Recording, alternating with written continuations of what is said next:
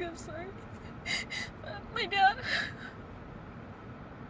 was diagnosed with ALS in, like, I think 2017. And, you know, they say stress and trauma, I believe, really is the reason why that happened to my dad, but, you know, I'm not. I had a sibling who I had no relationship with. Her and her boyfriend blew up a property my dad owned, and I think the stress from that and the company that he ran was a factor on the triggering of the ALS. But that's just my own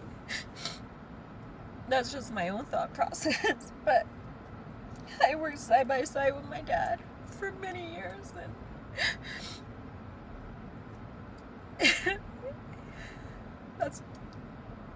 that was a blessing. And we were gonna fight because, you know, we lived our life believing in God and believing in miracles, and, you know, I believed that my dad could fight this, you know, and he did too, and I just feel so, like, devastated, like my heart is just so broken. But my dad did fight, and we found this person in Washington who, you know, we believed, she said that her family, her dad had, you know, she got into stem cell therapy, and her dad had MS, and, you know, he was gonna be healed from it, and he was, and, you know, and she fed us all of this stuff. She fed us everything to give us hope and to give us faith at a $10,000 payday, right? But we were so desperate that we believed her. And my dad we went, and he had his first treatment, and he's like, yay. We believed it. He was so hopeful. In this time frame, me and my dad and my brother and my uncle had started a new business. It was a medical marijuana business. And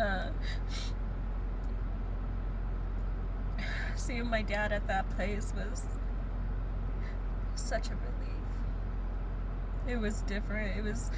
It was so joyful seeing my father again with hope and just, like, peace. He loved it, and I loved watching him. I loved seeing my father finally have peace.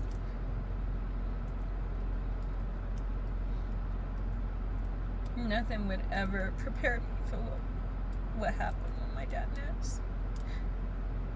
You know, we just kept pushing forward, and we scheduled another appointment with the stem cell therapy lady, doctor. She's not even a doctor. She forged all her documents. She was an esthetician or something like that. I don't even know what she was, but Tammy. She was gonna have the next procedure, and, you know, they say that God gives us these things, right? God does these things, gives us what we can and can't handle, and for whatever reason it was, I've been I'm everyone's caretaker, you know. But this is the one appointment I couldn't go with my father to. The one procedure I couldn't go with him to in Washington, because I am a mother of two. And it just wasn't. So I stayed here and I worked. And my brother, who helps me with my mom, went with my dad and my mom. And his brother was there too.